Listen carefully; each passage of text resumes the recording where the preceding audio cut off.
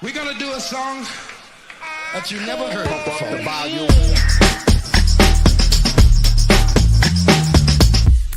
Here they come and get wicked.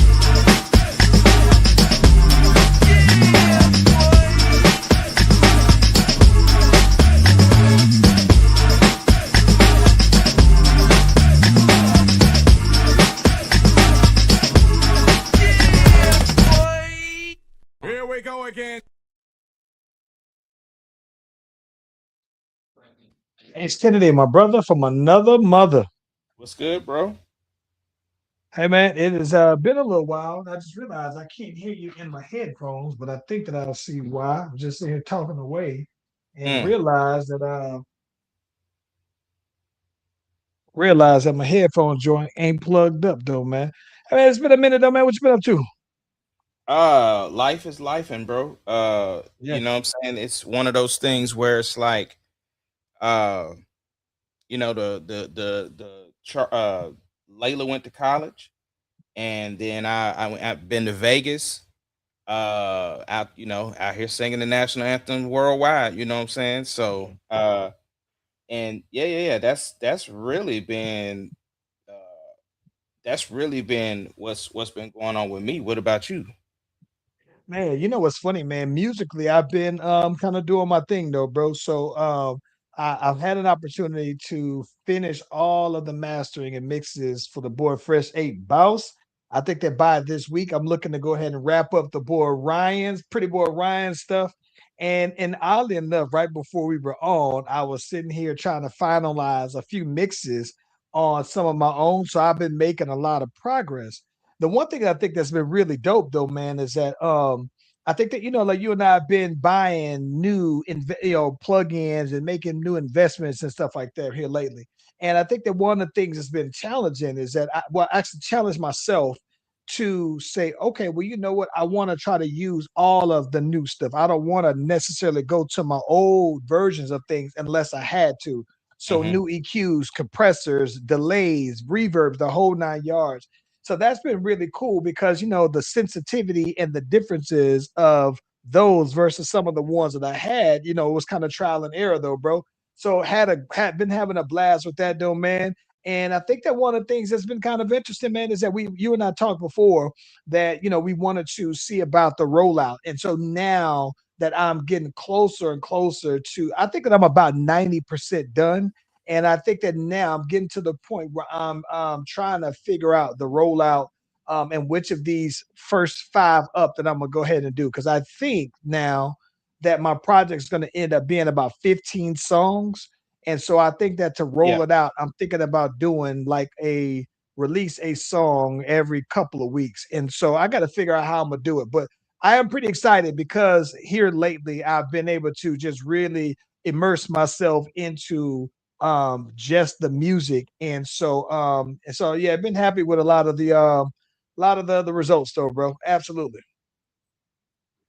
That's what's up, man. I'm super proud of you and super jealous at the same time because, like I said, life been life, and over here, your boy ain't even been able to get into the lab. Like I've been in the lab, but not anything that I would say productive because I can't put nothing out with it. But now that the girls are both settling in with college and Charlie's back in school, things are gonna settle out for me. I got the state Mhm. fair coming up. We got two performances this year.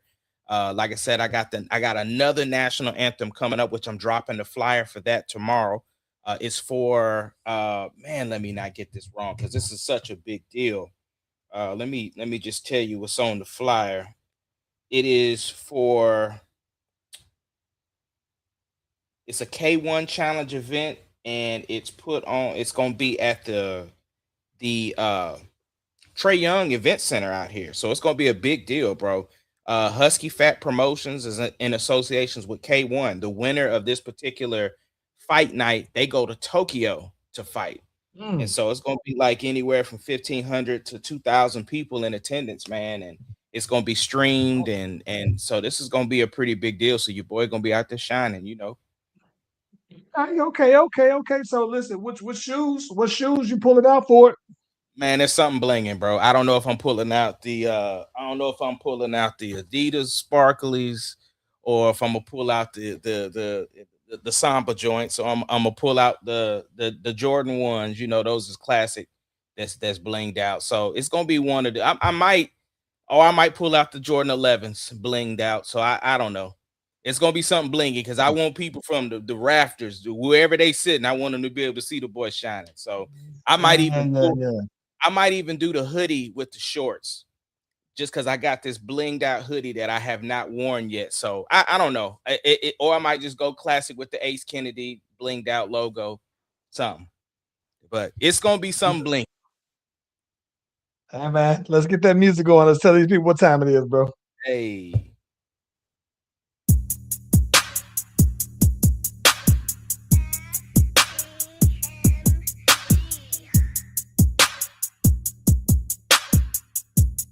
It doesn't matter what your name is. Slash Brothers Podcast, the greatest podcast of all time. The Slash Brothers Podcast, the greatest podcast. If you of all time. smell what the rock.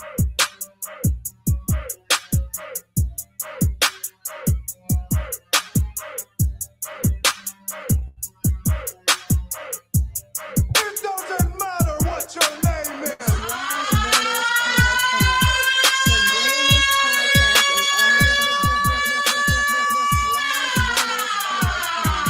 all time. The greatest podcast of all time.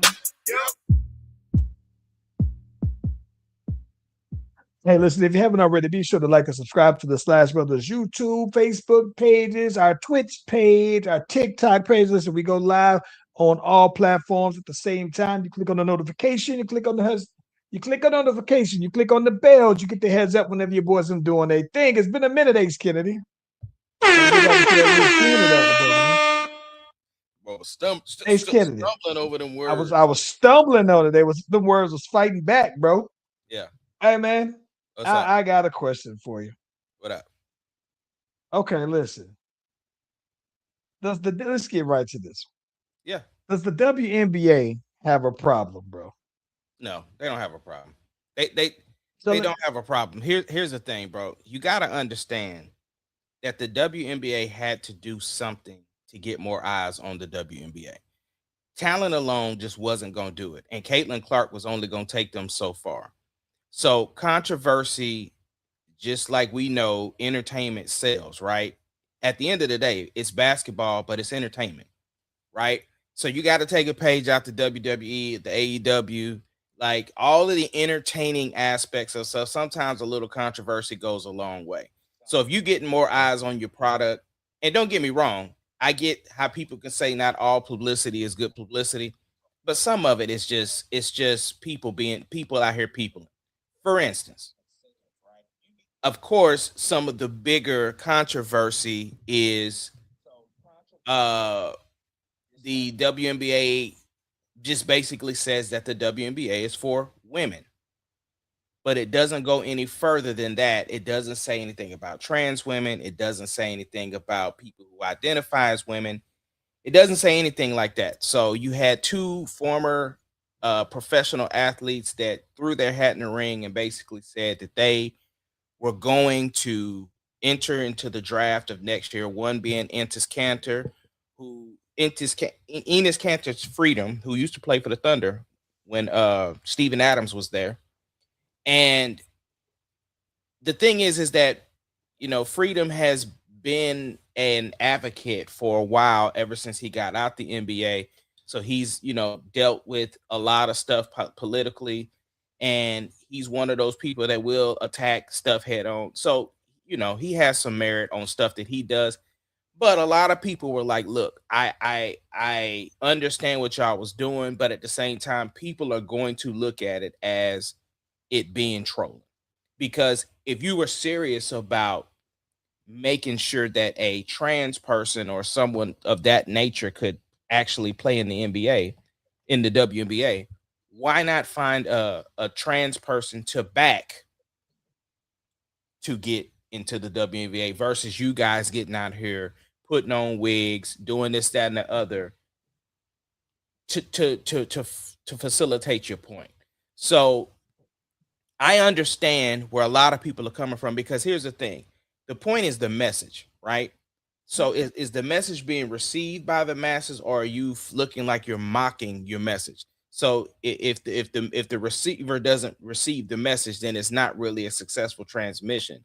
So I personally am starting to lean towards that, because I like Entis Canner and I think he's dope. But at the same time, I do understand the point of, why not find a trans person and help them get to the WNBA if that was your goal?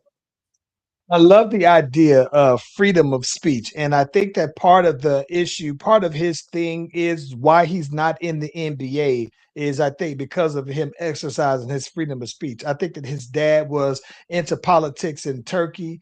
And I think that his dad was jailed behind pushing freedom of speech and whatnot. So I totally get what he actually is doing. To me, I think, to be quite honest with you, though, I don't like what he's doing with the WNBA, nor do I like what Royce White is doing, because here's my thing about it.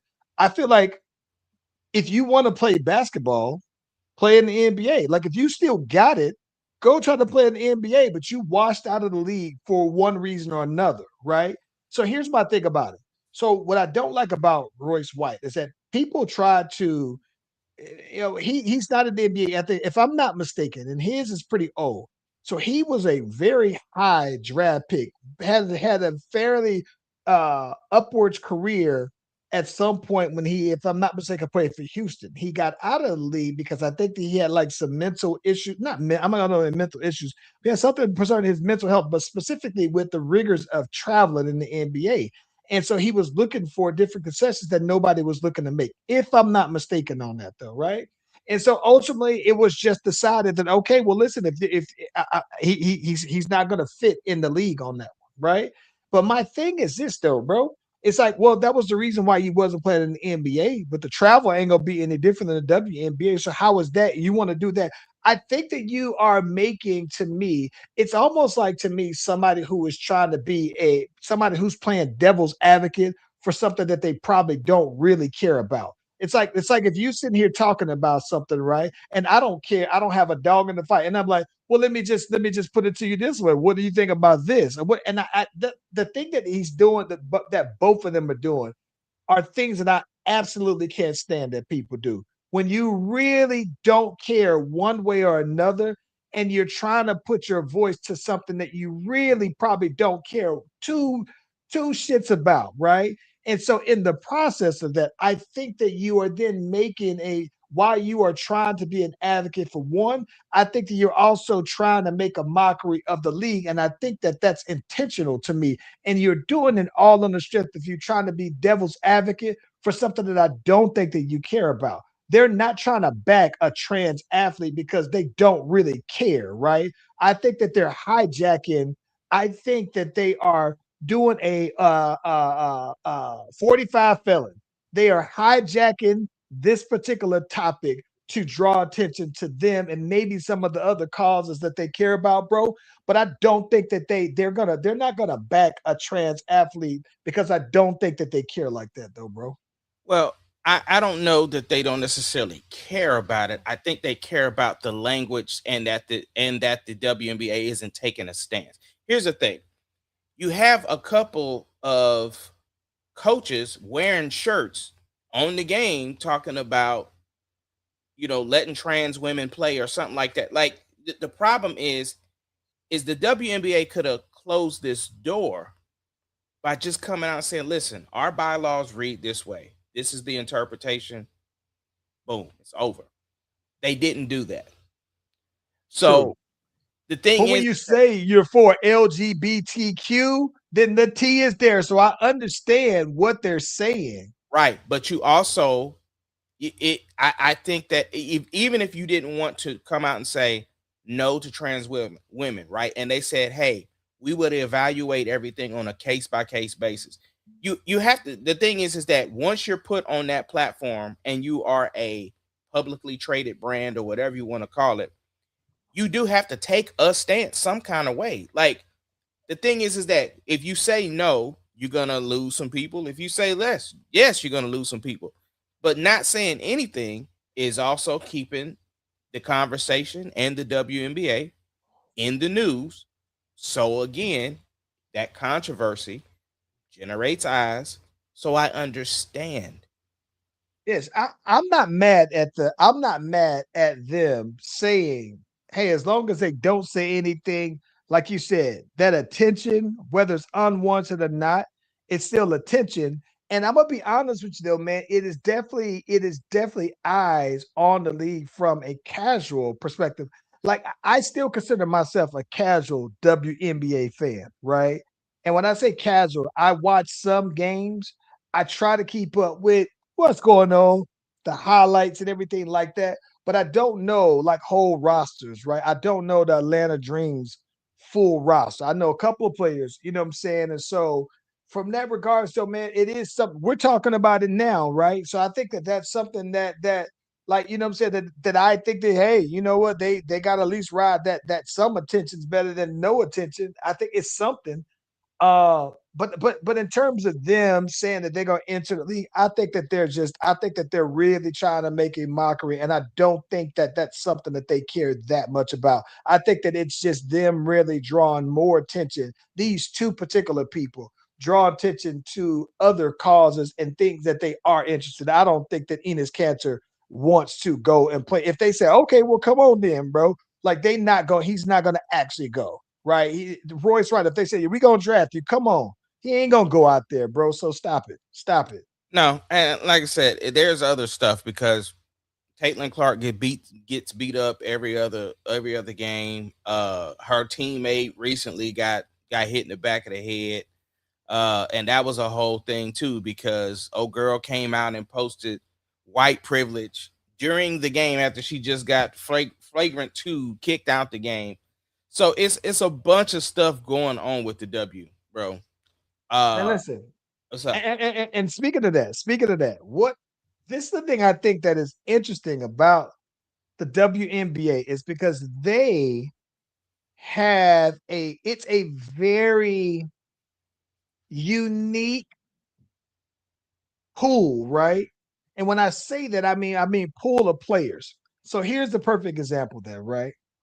So in the NBA, even though we've saw this influx of foreign players, it's still a primarily black league, right? And I think that if I'm not mistaken, if you did a demographic check, the WNBA is also primarily black, right? So you have Except that dynamic, except for the Snowtime Lakers, bro. except for the Snowtime Lakers, right? Them boys, listen. But here's the thing I think that's interesting about it, though, right? I think that the part that makes the WNBA what makes it interesting to me is okay, so the NBA is usually a very progressive league socially, social issues. It is a very progressive. And when I say that, if you were talking in terms of blue red, it's blue. Most of the players vote for democratically led issues. They are very much not that they're pro liberals, but they are very progressive. The NBA is a very black league, right? And I think that the WNBA is also a very black league. In comes Caitlin Clark, right? And I think that she is like the liberal darling, and I don't think that she asked for it. I think she really just wants to hoop, but somehow they've latched themselves to her, though, bro, right? And so now, anytime there's something that happens to her, it becomes like more than basketball. And I think that she's reiterated several times. Listen, just call it all the time. Call it fairly one way or the other. I think that one of the things that's interesting to me is that on the ground level, things become more political in the WNBA. Like when Dejanay Carrington, listen, fine, bro, fine, fine, fine, and I will talk about that in a second. But when she did that with Sophie Cunningham, it's again Sophie Cunningham spoke out against having trans women in the league, though, right? And naturally, that is a red topic, though, right? And so all the liberals gravitated. Oh, they calling her MAGA Sophie now. Like she is like, and all this girl just said was like, listen, I don't want to hoop with some trans women. I don't want to be in the locker. That's her truth, right? And I'm not even mad at her for saying that though, right? But right off the cuff, though, right? You start to kind of now get those labels associated with her, even if it's not wanted from her, though, right? And I don't think that that's something that I can't think any other league, those kind of issues would have. I don't think that the NBA would ever have this issue. I don't think the NFL would ever have this issue. And I don't think that hockey, baseball, no one but the WNBA would have these kind of issues, though, man. WNBA, I mean, the NBA has had political based issues and even the NFL, but it's a man saying it. So the difference, right? The difference to me is that the NBA and the NFL are addressing political issues that aren't necessary that are brought onto them from the outside. The WNBA seems like theirs is organic. It's on the play level, right? When Kaepernick kneeled, that was him doing his own thing, and nobody said anything about it until your boy 45 blasted it, and then they asked him about it, and then it became a political thing, though, right? But it didn't necessarily have to do with his play per se. They made it about the play. In the WNBA, they're politicizing the actual play. And I think that what makes it interesting is that it's only the play is politicized only when it's black player versus white player. It's never that way when it's white player to white player, black player to black player. And I think that is a thing that I think is it's a dynamic that I can't think of anywhere else where you would have that, right? Like I thought it was going to be a big thing that the WNBA has players that date each other, right? And Mhm. don't get me wrong. If you listen, fine is fine, and it don't matter if they hoop. It's some fine women in WNBA, and I'm gonna be honest.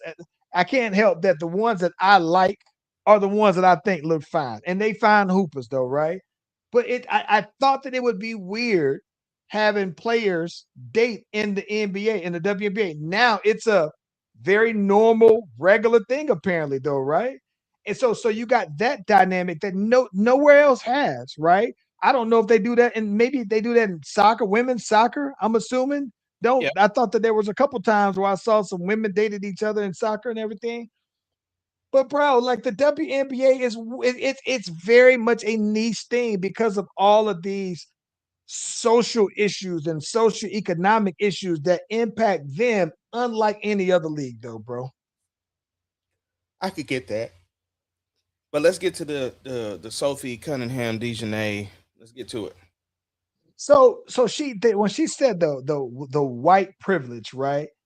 I think that like I think we all knew what she was implying, right? And listen, she can dress that and respond to that accordingly. I'm gonna be honest with you though, man.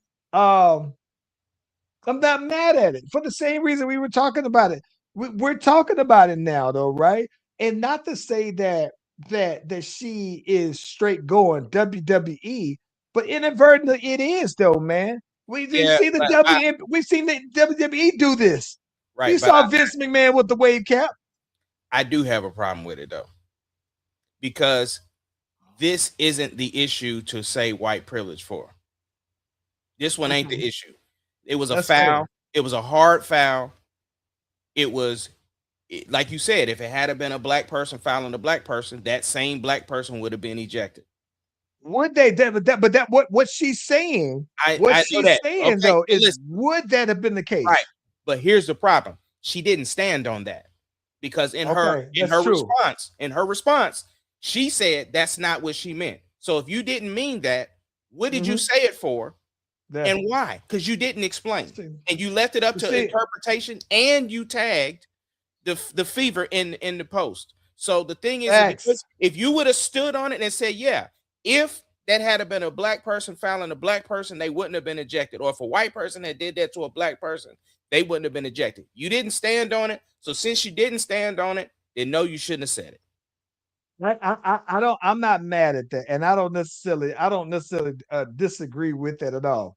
But what I think is the thing is that again, the same way how people now bring in the politics on their level now, they're introducing this political part. Like that's not something that I could ever see LeBron James getting fouling Luca or Cooper Flag and then getting ejected. And LeBron said, "Oh yeah, that's white privilege." Like that's just something that doesn't happen in the NBA, though, bro. Yeah, but I'm And within okay. men's sports in general. Right. But I'm okay if that was the case, but she didn't stand on it.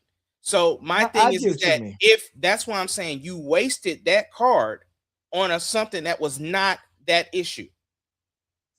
I see what you're saying. So you're saying that Because you listen, got the card to play, but be selective on when you pull that out and stand on it when you do. you have to, because here's the thing. When something does happen where it is, and now you come out and say something, how are people supposed to look at you from that point? Because you didn't stand on it the first time.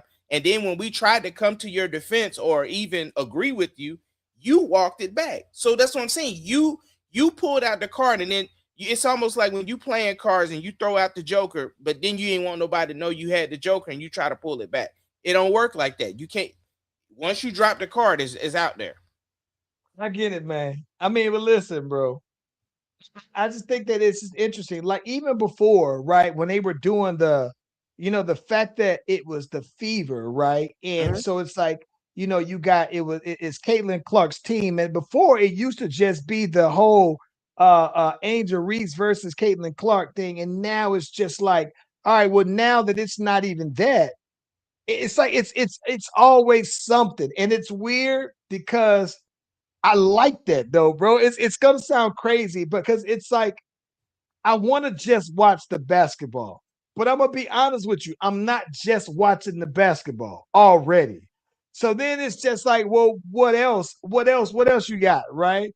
I I get it. think that's the thing though, bro. It's like it's almost like how in the NBA, okay, it's a perfect example. It's like how the NBA tries to dominate the postseason as well after the season's over with free agency. They were saying, hey, we were waiting to put out the NBA schedule because we wanted to see what team LeBron was going to go to, right? And even then, the fact that Adam Silver said that, right? It's like, well, damn, now it's another NBA highlight, a headline that's coming in the offseason.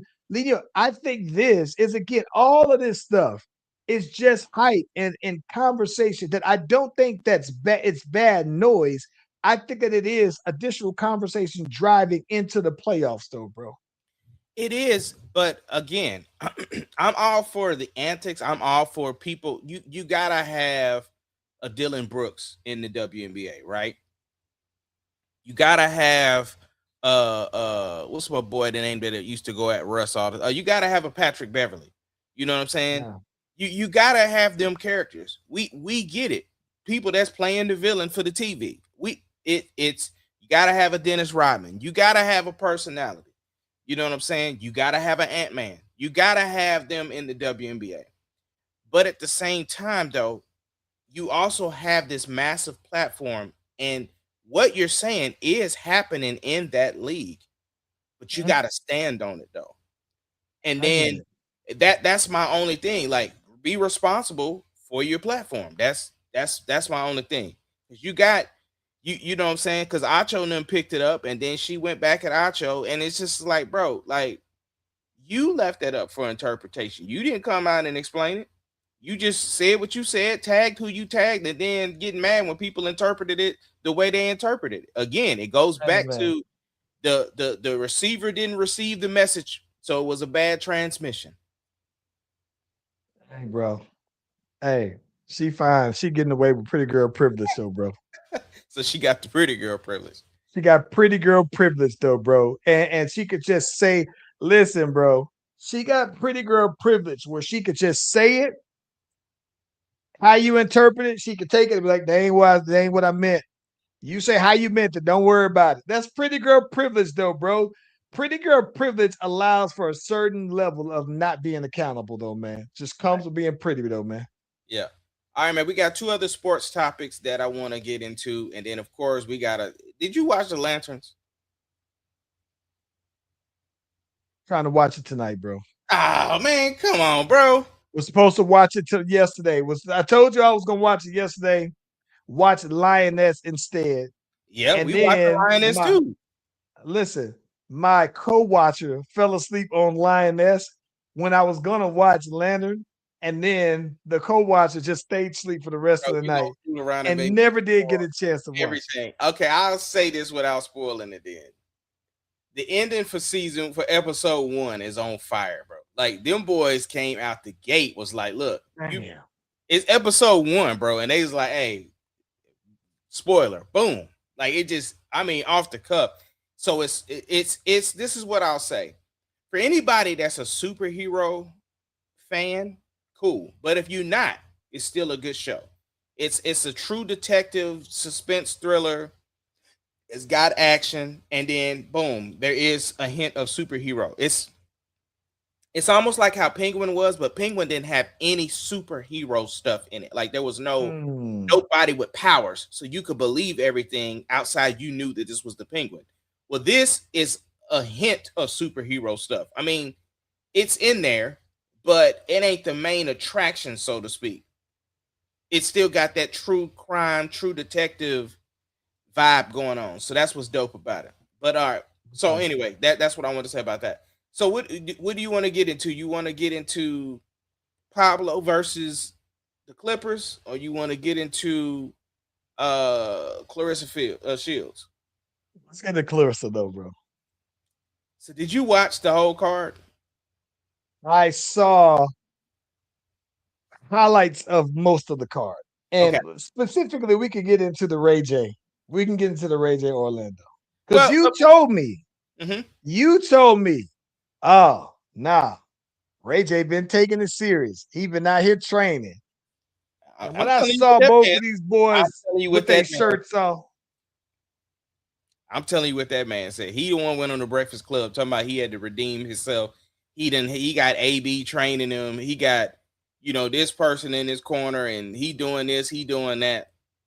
But then of course, Ray J, and he got out there after he won and said, hey, we want to come out here and entertain y'all. So, people knew what it was, but I mean, at the same time, the stands were still full. And I'm gonna be honest, the best fight of that undercard of the celebrity cards was the baddies.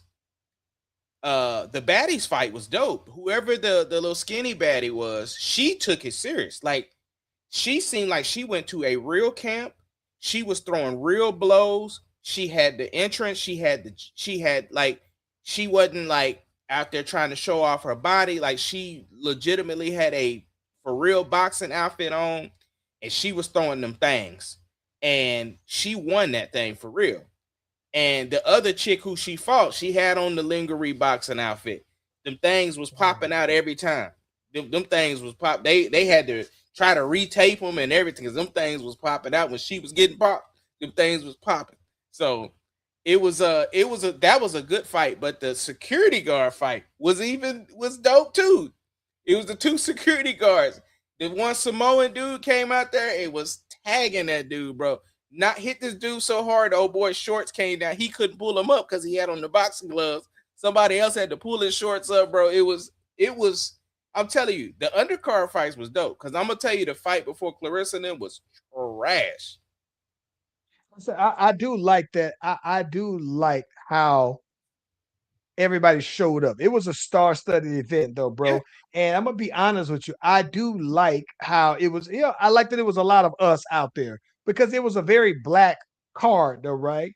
And so even with that, though, I like that for black celebrity, right? It was like it was some A-listers, a bunch of B and C's, some D's, but they was all in the same place, though, bro. And I think that I at least respected that. I respected that when you looked in the audience, you was like, oh, there goes so and so. Oh, there goes so and so. That I thought that was dope. And I say that because a lot of times, though, man, like you get that kind of fanfare when you see some of these UFC events, though, man. But UFC is very universal, right? But I think that when you have a card that's so black, I think that it was good that black people came out and supported the event, though, man. I thought it was real fire. I do too. The only thing I had an issue with, I ain't have an issue with none of the performances. Like, we gonna do what we do. I had an issue when you're trying to sing the national anthem. That's what I had an issue with. They should have called you. They should have called me, because you cannot say I'm effing up while you're singing the anthem. Who sung the national anthem? Two unknowns. To two unknowns to me, because there was one girl. Both of them were recording artists, but they must have been Atlanta-based artists or artists that work with what's the name of the company? Oh my gosh, it just ran across my head. Whatever company that Ray J and them is a part of. They had the undercard. It was, you know what I'm saying? Like, the whatever that company is, I can't think of them, but they must have been artists associated with them. But there was a girl singing it, and she says, while she's singing the anthem, she says, "Oh man, I'm effing up," and then kept on singing. And I'm like, bruh, come on. The second girl who sang before, like, the main event, she did her thing. The crowd was just booing the whole time, and then when she got to some of the later notes, when she started hitting it, then they started cheering. But it was like almost like whoever she was, they didn't like who she was. Not so much. Erica Raven.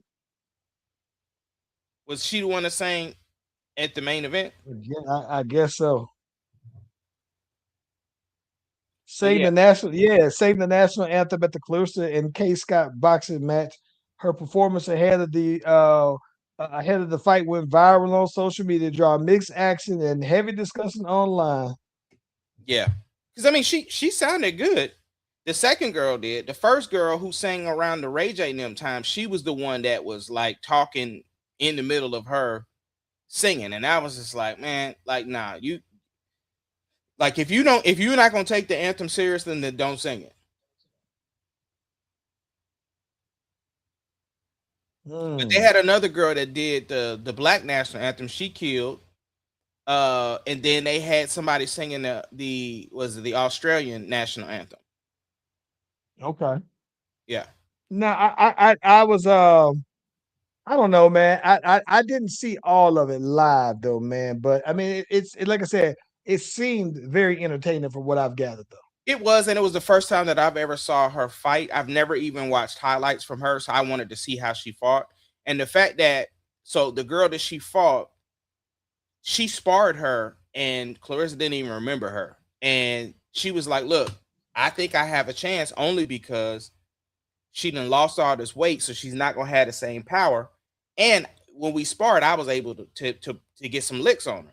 So I think that if I come out here my A game, that I can win. And I think in her heart of hearts, I think the girl knew she was gonna lose, but it was probably one of those, hey, biggest opportunity I'm gonna get, and it's probably one of the bigger paydays I'm gonna get. I'm gonna get this national attention. I gotta do it. But very decisive fight. It wasn't, barely an inconvenience for her. And bro, listen, when they threw the towel in for that girl, boy, it was about 25 towels that Hey, listen, bro. I saw they was big towels too, though, bro. big towels. They wasn't doing they didn't have the little short towels. They had the whole ones, like they took a shower out there, though, boy. They took the towel straight from the hotel, bro. All the big towels, and threw all of them in there. Listen, this is the referee need his behind whoop for what he did, because the girl was clearly wobbly. And you know how they get you and stand you in front. They stand in front of you and hold your gloves up. The girl had wandered off into the center of the ring. He had to go get her and bring her and then put her gloves up. And she was just kind of like, The ref should have saw in her eyes, because as soon as he released her, they threw all them towels in there, bro. It was crazy. Yeah. Lord Jesus, though, man. But Yeah, I mean, Pablo and Kawhi, though. so unfortunately, the NBA has come. It's a lot of mixed messages going on. So Pablo has two stories out. One about obviously the Kawhi Leonard. They're dropping like a 14 or 19 series documentary about the Kawhi incident because it was not just Aspire that was funneling money, but also the Tigertron company that the Intuit Dome has is also funneling money. And the thing is the reason why that's a big deal is because that Tigertron company was about to go out of business. And when Steve Ballmer and them hired them to do the Intuit Dome, that's what put them back on the map. And then there was a soccer complex that they did from Rhode Island. They also, so that's how the Kawhi thing got attached to it. And the problem is they have emails coming from the Clippers, not Steve Ballmer himself, but coming from the Clippers. There's emails going back and forth between them and the Tigertron company. Like, look, y'all need to make this joint happen. And then you have the Lakers that came out and said, look, yeah, Kawhi and his uncle was asking us for some side money. You know what I'm saying? So you have all of this information, all of these emails, all of these people that formerly worked for the Clippers, that currently work for the Clippers, that formerly worked for the Tigertron company, that currently work for the Tigertron company. All of these people with accounts of the Clippers had knowledge. And the NBA comes out and says, we find no evidence of Steve Ballmer funneling money to Kawhi. And I kind of believe that. No, I absolutely don't believe it because there's another report that says that report is not false, but we will release that information when the investigation is complete. So there's a bunch of misconstruing information. But I do believe that the Clippers are going to skate off of this because they have to. If you're Adam Silver, what are you going to do? Because you know this is not an isolated incident. There is other teams and other players that have received money in the same manner. You cannot open that Pandora's box. You have to. I agree with you. I think that you basically can't put it out there that the league's cap has been circumvented because when you do that, what's the point of a cap? Right? If you say, well, then at that point it would be like NIL money. Yeah, we could go ahead and get you these side deals. So we might say, hey, to hit the cap, right? We may be able to go ahead and get you, $15 million, right? But we still want to get you 20 total. So we pay you 15, but we can give you this little endorsement deal over here, and they're gonna get you another 5 or get you another 7. I think at that point, it's like, what's the point of us? I think what's the point of a salary cap if you still are gonna do that? Absolutely. There's now. Do I wonder what happens though, because you gotta be okay. The NBA would have a very uphill fight if they was going to try to put any type of sanctions on to Steve Ballmer, because if they said, look, based upon this, we ain't had this happen in XYZ amount of years, we're gonna have to suspend you from the league. You're gonna have to sell off the team. Okay, where they gonna play? Because that's my arena. They're gonna play back where the Lakers play it again. Go back to crypto because you ain't playing in the Intuit Dome. And Steve Ballmer got deep pockets. We can tie this up in court, bruh. Let's do it. Yeah, I agree with you. I think that what else is the NBA gonna say? But I don't think it's nothing either, though. You know what I'm saying? I think that it's something. Oh no, it is something. And I'm so mad at people, like mad at Pablo Torre for doing his job. Like, it's like, oh, you got a personal vendetta against Kawhi. You only coming after Kawhi. No, if there's a smoking gun, what do you mean? What am I supposed to do? Like, if you're a journalist, investigative journalist, you got to investigate. I'm investigating with and here's the thing. Again, like I said before we started, that ain't the only story that's out.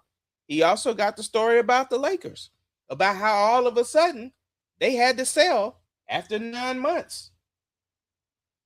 The guy who bought from the Buss family, he also is the Dodgers owner.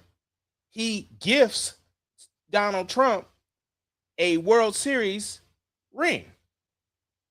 And then now he's got some financial issues that's coming out from a whistleblower from his other entities, industries that he's working, because people's like, bro, how did you even get 10 to drop on the Lakers anyway?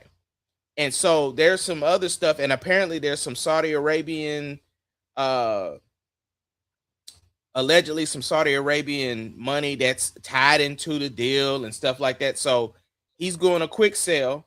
He's for 12 million, so he needs some more liquid asset basically, and he's selling it to Kushner's brother and Jared Kushner's brother and Bob Iger, who used to be over Disney. And so then it goes further than that, because of course, again, and that was a over the weekend sale, right? And that's after only having a team for 9-10 months. Then another report comes out that says the Buss family are going to sell their 17% of the team. And Jeannie was like, hold on now. No, we ain't. All 5 of the siblings have to agree to sell it. And her lawyer released a statement that said, Jeannie ain't selling. I don't know what y'all talking about.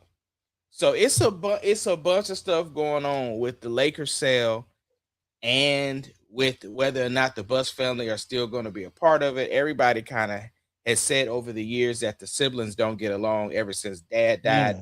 So, it's just unfortunate it has to be so public. And then, of course, it makes LeBron look like a hero from getting away from all of that, because it's like, well, did he know? But, but I don't think Pablo is actually picking on Kawhi. I just think he is just actually doing his job, and that he is reporting what's being given to him. And he's saying some stuff that, is pretty dangerous, because people are like, bro, you are barking up a tree doing this.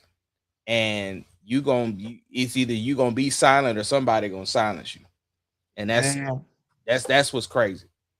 What you think about it all though? Listen, I like Pablo Torre though, bro. I think that I honestly think that Pablo Torre comes from that old school investigative journalism. And I think that, like you said, if it's smoke, he's going to investigate to see if it's a fire, though, bro. I think that the big thing is that I think it is worth mentioning. The Clippers one specifically, though, right, is worth looking into, because I think that it's, like I said, if you look into that and you go through setting that precedent, then it's like, what's the point of the salary cap? But with the Lakers piece of it, though, right? I think that it is one of those things of just like, all right, well, what kind of due diligence do you actually do? Because when the Lakers, so when teams sell, the Lakers board of governors has to approve of that as well. So it's like, well, even though the Lakers were saying to sell, the NBA had to approve that. So what kind of due diligence you did to approve of these new owners, though, bro? It's almost like how the Mavs owner was just like, hey, we want to put a casino, at the arena. But then if the city of Dallas ain't gonna let them do that, well, we gonna move the team, right? It's like, well, shoot, you mean tell me when y'all bought the team or y'all agreed for them to sell the team that wasn't something that was considered? So it's like part of it has me thinking, because of Pablo Torre, like, who didn't do their homework on the acquisition of this Lakers, though? It makes sense that the Jeannie Buss and Buss family says, hey, listen, if all 5 siblings have to agree on it, and then all 5 don't, all it takes is the one to do, then it's just like, okay, well, I guess that 17% stake isn't going anywhere. But even still, the majority stake that they were talking about, though, man, that's worth, to me, that's definitely worth digging into, though, man. Absolutely. Yeah, I don't know, man. I don't know. I'd be curious to see. I'd be curious to see what happens out of it, though, man. Absolutely. Well, the reason why the Clippers thing, we keep bringing that up, is because also that trade is connected to it. You got, like, Brandon Ingram is in limbo. Kawhi is in limbo. Like, what are we doing about this trade? People need to be getting ready for training camp. I think that because of that, though, man, and all the other dominoes in motion, I think that they are going to go ahead and move forward with it. But I think they're going to keep the eye out on Ballmer, though, bro. Yeah.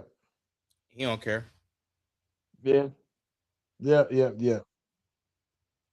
Hey, man, what you got going for the week, though, bro? Like I said, bro, I got the national anthem coming up, so I'm gonna be trying to figure out who's going with me, because I would love to get some BTS for that, because it's supposed to be such a huge event. But other than that, man, this is actually Charlie's first official week of school, so trying to just make sure her routine is tight, and she's about to start uh dancing again and stuff like that. So just a lot of just trying to get these new schedules locked down so we can all kind of settle in. The other thing that happened too over the break was my we ended up putting my dog down.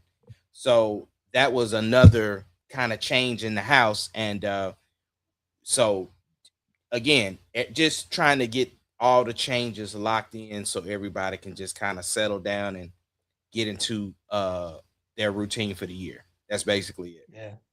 You know what, man? The big thing for me, man, is I'm actually trying to set up to go ahead and record me a couple of red light mic drops. I'm pretty excited about it though, man. Yeah, yeah. Can't So wait to that's see gonna be the that. highlight of my week, though, bro. Yeah. Oh yeah, you ain't see the new phone, bro. I told you it's joint little. Oh yeah, yeah, it's wide. Yeah, that thing when that thing opened up.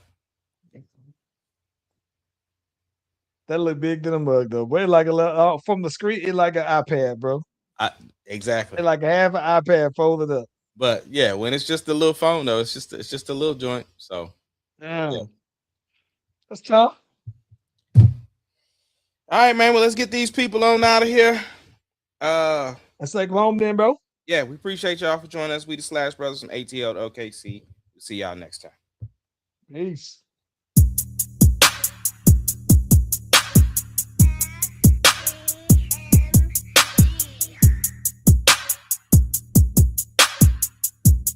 It doesn't matter what your name The is. Slash Brothers Podcast, the greatest podcast of all time. The Slash Brothers Podcast, the greatest podcast. Can you of dig all it, time. sucker?